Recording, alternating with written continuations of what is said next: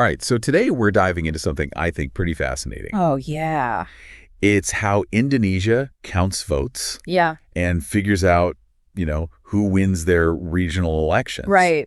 Governors, regions, mayors, all that. The big regional players. Exactly. Mm. And we're going to be looking at this through the lens of, the General Election Commission regulation, Okay. number 18 of 2024. Got it.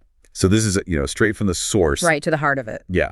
And if you've ever been curious about how, millions of votes across a place as huge and diverse as Indonesia actually get, Counted? tallied up, and turned into those election results, this deep dive is going to break it all down. Absolutely. It's a journey. Oh, yeah. From that little piece of paper in a ballot box all the way up to the, big announcements. It is. So let's start unpacking this. Okay. This regulation kind of sets up a whole hierarchy for how this counting happens. Yeah, right? so you've got different levels for region and mayor elections. It goes from the polling station, the TPS, to the sub-district level, the PPK. Got it. And then up to the regency or city KPU. Okay, so 3 levels right there. Right. And for governors, it adds another one. Yeah, it goes up one more to the provincial KPU after it's gone through those first 3. Got it. So it's it's a multi-stage journey. It is. For every single vote. Yeah. Which is pretty amazing when you think about it. Yeah, it's a big operation. It is. So who are all the people and organizations in charge of all of this? All right. Well, at the top, you've got the KPU, that's the General Election Commission. Right. The big boss setting all the rules. Right. And then there's the KPU Provinsi. Okay. They handle the gubernatorial elections at the provincial level. Makes sense. And then there's the KPU Kabupaten Kota. Right. For regent and mayor elections at their level. Got it. But there are other folks, too, on the ground doing the work. You've got the PPK, the Sub-District Election Committee. They manage the counting at the sub-district level. Okay. And even before that, at the polling stations themselves, you've got the PPS Polling Station Committee. They oversee that initial count, right, which is done by the KPPS, the Polling Station Working Group. Wow, so many acronyms. I know, right? But that's important, though, right? To have people at every stage. Absolutely. And keeping an eye on it all at every level is Bawaslu, the election supervisory body. Okay. Plus, you've got witnesses from all the candidates and independent observers making sure things are by the books. Wow. So it sounds like a pretty thorough system. Yeah, they really try to cover all the bases. So let's actually walk through this. Okay. The polls close.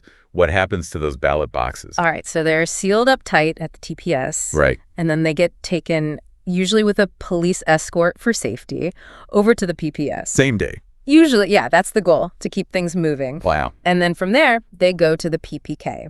Got it. And do people know the results right away, locally? Yeah, the initial results from each TPS, those are posted publicly. Oh, it's cool. Right there, so everyone can see. Transparency. Exactly. So when the boxes get to the PPK at the sub-district, what happens there?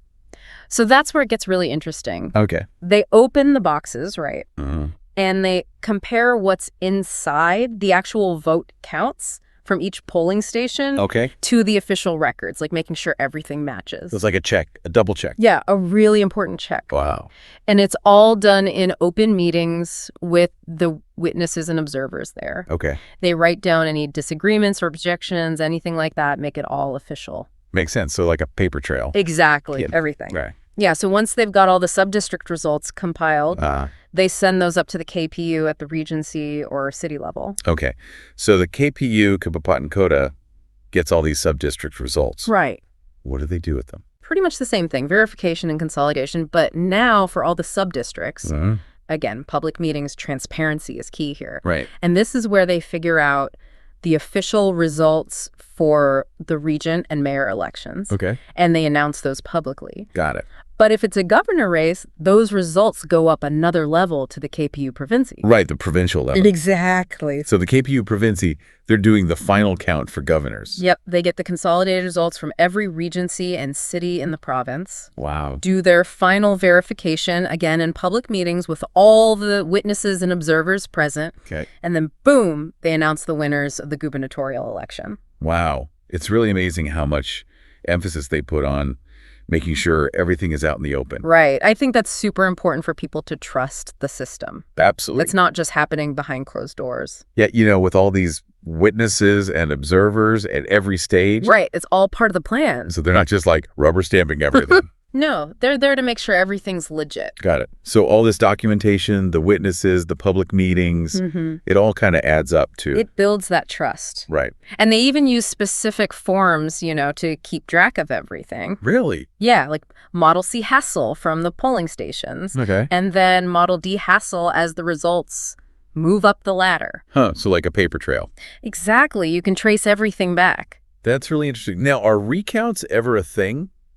They can be, but only under very specific situations. Okay. It's all laid out in the law, when and how it can happen. So it's not just like anyone can demand a recount. No, there are rules. Right, which makes sense. Yeah, it has to be legit. So with all of this, when are the election results actually like set in stone, final? So they make the official announcement. Okay. But then there's a period of time where people can challenge the results if they think something wasn't right. Okay. They can take it to the Constitutional Court. Yeah. So that's like the last step to make sure everything's fair and square. Interesting. So it's not over till it's over. Exactly. So just to kind of wrap things up here. Yeah. It's clear that Indonesia's got this really detailed system for counting votes. Oh, yeah. It's like step by step with checks and balances at every level. Definitely. And all this oversight is really about ensuring accuracy and making sure people have faith in the process. Absolutely. Which is so important. It's the foundation of a good democracy. It is. What strikes me is just how many people are involved all across Indonesia working to make these elections happen. Yeah. It's a huge effort. It really is. And it shows you how much they value this democratic process. Yeah, for sure. So if you're listening, I hope this deep dive is giving you a better idea of what goes on behind the scenes in Indonesian elections. That's quite a journey. It is, from those individual votes to the final results. Every vote counts. It really does. And, next time you see those election results come out, think about all the work and all the people that went into making that happen. All the steps. It really is pretty impressive. It is. So that wraps up our deep dive. Thanks for joining us. If you're curious about anything else. Yeah, and any details. Like the tech they use or how disputes are handled. Just let us know. And for now, thanks for tuning in. And until next time. See ya! Keep on diving. Keep exploring. Into the world. And keep thinking critically. Absolutely. That's the key. All right. Until next time. Bye.